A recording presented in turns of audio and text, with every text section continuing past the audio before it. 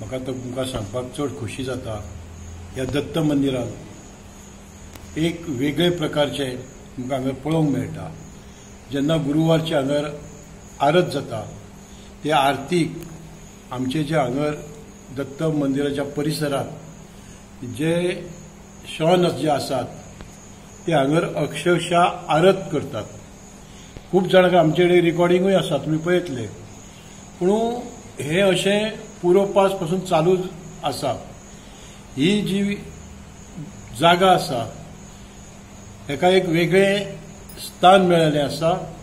हो जो परिसर आसा दत्त मंदिराचो सगळो परिसर जो आसा तो नामस्मरण करून एक वेगळ्या प्रकारचे हांगर हे जागेक एक पवित्र येयल्ले आसा.